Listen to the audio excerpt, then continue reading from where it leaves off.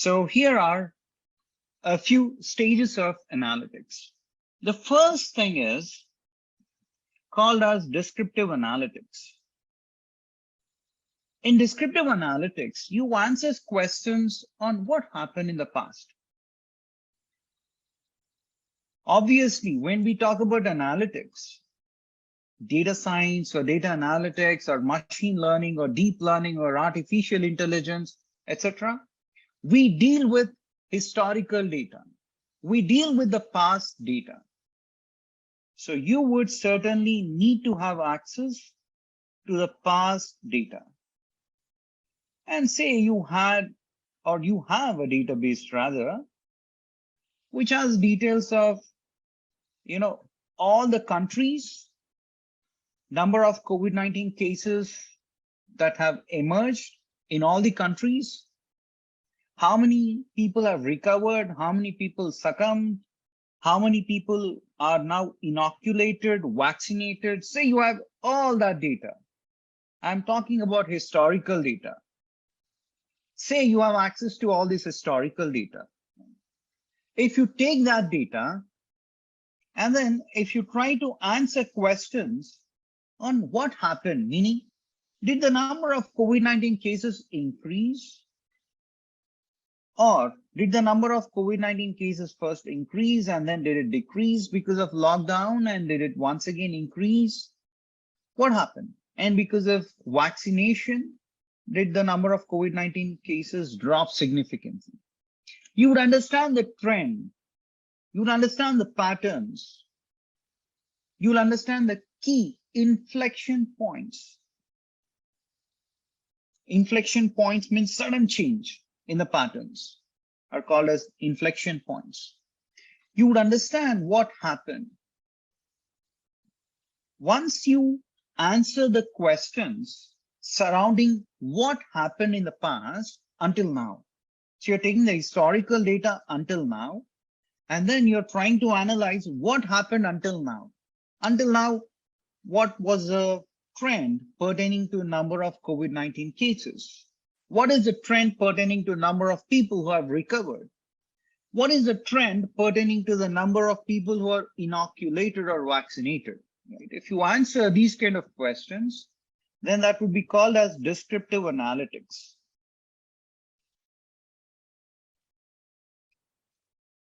Next stage of analytics would be diagnostic analytics. As part of diagnostic analytics, you ask questions on why something happened. Why is it that there is a sudden increase in the number of COVID-19 cases? Why? What happened? Why is it that there is a sudden drop in the number of COVID-19 cases? Why is it that there is again increase in the COVID-19 cases? Why is it that there is again a drop? Why? Right? Because of probably lockdown, because of people, again, it shot up, the number of cases shot up because people were pretty relaxed. And then again, the number of cases have come down thanks to vaccination, whatever, right? So you tag a reason on why something has happened. Okay, that is called as diagnostic analytics. Next, you have predictive analytics. At this juncture, you ask questions on what might happen in the future. You have the data until now, and then you take this data and forecast or predict on how many COVID-19 cases we might have in the future.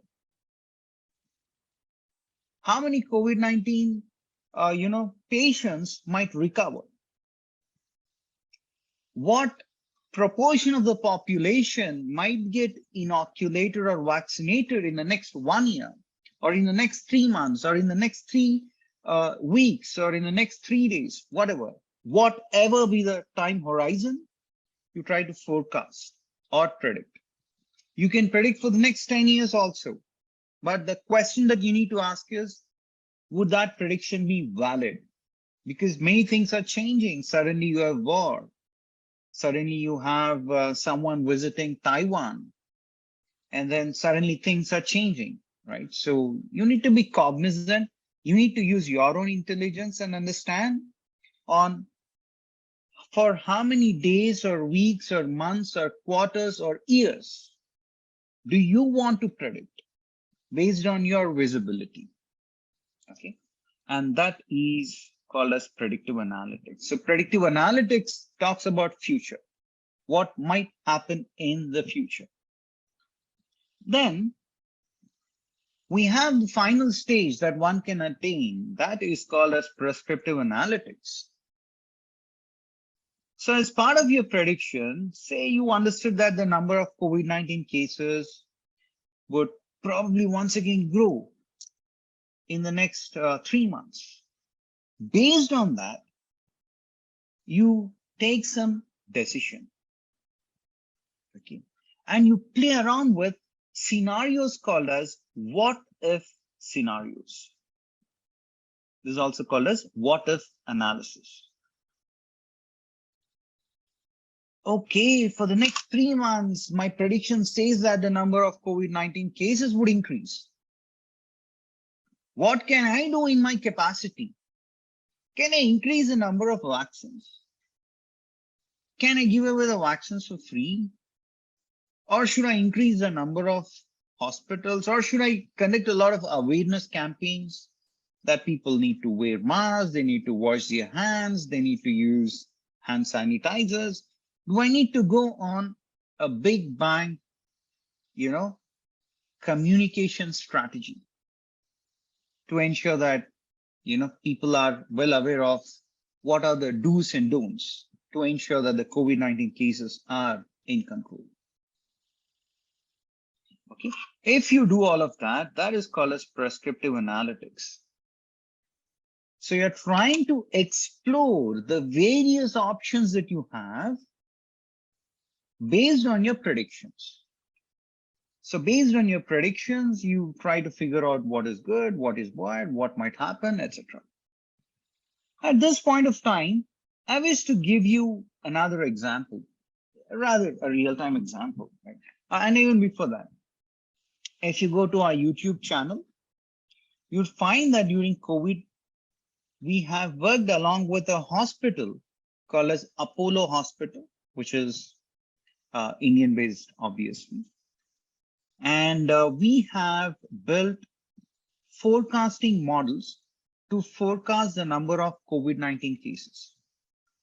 And that is when the Indian government told that, you know what, people should refrain from doing any predictions, etc., because that might create panic in the society. So that is when we backed off. But that specific project that we have done was well taken by the South Korean scientists also. They've also looked at the model that we built and they told, good, it's very unique in its own, is what they have endorsed, right? They actually endorsed that particular project that we have worked upon. And there is yet another example that I want to give from prescriptive analytics standpoint. We keep doing a lot of advanced analytics consulting work for various customers across the globe. And this specific client for whom we have done the project is one of the giants in the space of food and beverages. I'm talking about a food and beverages company, which is a gold standard company. I mean, without naming that, a few of y'all who are intelligent would have guessed it by now. Anyways, there within that, we had something called as preforms. I'm going to now explain you all the entire value chain of specific beverages company. They had something called as preform. Preform is a raw material which is used to manufacture PET bottles. You would have consumed Coke, Thumbs Up, Sprite, Fanta, whatever, right? Soft drinks. And those soft drinks are available for us in various quantities, 250 ml, 200 ml, 500 ml, 1 liter, 1.5 liters, 2 liters, so on and so forth. So these preforms go into a sensor or a unit called as blower unit. Okay, there was something called as a blower unit. In this blower unit, air was blown into the preform. It's like a glass material, okay? And air is blown into that. If you blow less air with less pressure, it would probably become a 200 ml bottle. If you gush in more air with more pressure, it would probably become a 1 liter bottle. Okay, that's the blower unit. Within the blower unit, there was a sensor called as pressure sensor, which would monitor air pressure, the amount of air which is being blown, what is the pressure at which the air is being blown into the preform, which is a raw material. Okay. And then once the air is blown, once you get the bottles, you need to pour syrup into that, right? So there was a specific unit called as chiller unit. Chiller unit. In the chiller unit, the syrup, I mean, when you try, consuming Coke or Pepsi, there'll be some tinge, some taste.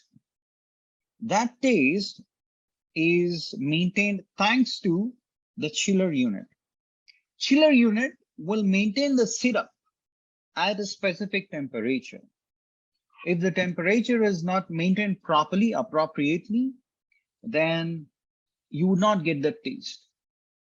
Every year, gallons and gallons of syrup is put under the drain. Okay, it goes into the drain because of the temperature fluctuations. So there was a sensor called as temperature sensor. This temperature sensor was capturing temperature on an ongoing basis. Then, when you fill the water into the bottle, let me take this as an example if you're able to see me. So, suppose that this is the soft drink bottle. Okay. And if you pour the water or the syrup until the brim, that is until the top here, until the brim, then the moment you open the lid, entire, the carbonated water would gush out. So customers would be unhappy. At the same time, if the syrup is filled only until here, the liquid that is poured into the bottle, the beverage, if it's only filled until here, you as a customer would be dissatisfied. Okay. The reason being, you might feel that you are cheated. For the money that you're paying, you're not getting sufficient quantity. Okay. To address this issue, there was a specific unit called as packaging unit. In this packaging unit, there were height sensors, which will measure the height up to which the syrup is filled. If the syrup is filled until the brim, it will reject that lot. If the syrup is filled to a lower quantity, still it is pushed away. All these projects, etc., are there on my LinkedIn profile. If you go there, you will be able to explore those further, right? I've also placed certain videos for your consumption. So there was height sensor. Then packaging unit, they used to put a cover, a sticker, promote something on that. If it is, say, a World Cup match, or if it's a World Cup season, rather, they would put a sticker pertaining to World Cup, etc. And then it would go into the pallets, big boxes. From there into the trucks. from trucks to the distributors, distributors to the retailers, from there to us, consumers, right? This is the usual. But the point that we need to remember is that we started collecting the data from all these sensors. Okay, from all these sensors, we started capturing the data, and then we have built a prediction model to predict whether a specific sensor would fail or not. Okay. And if you predict that, you know what, this blower unit might fail in the next 1 hour, if that is your prediction that in the next 1 hour, blower unit might fail, then you might want to take an action to automatically shut down the blower unit. You might want to automatically shut down the blower unit. Or if the prediction says that, do you know what, your chiller unit might fail in the next 2 hours, you might want to stop the chiller unit automatically, because otherwise it might get damaged beyond the point, right? So taking such actions based on your predictions is called as prescriptive analytics. Now, this is called as stages of analytics. And the first stage is descriptive analytics. Second stage is diagnostic analytics. The third stage is predictive analytics. And finally, we have prescriptive analytics.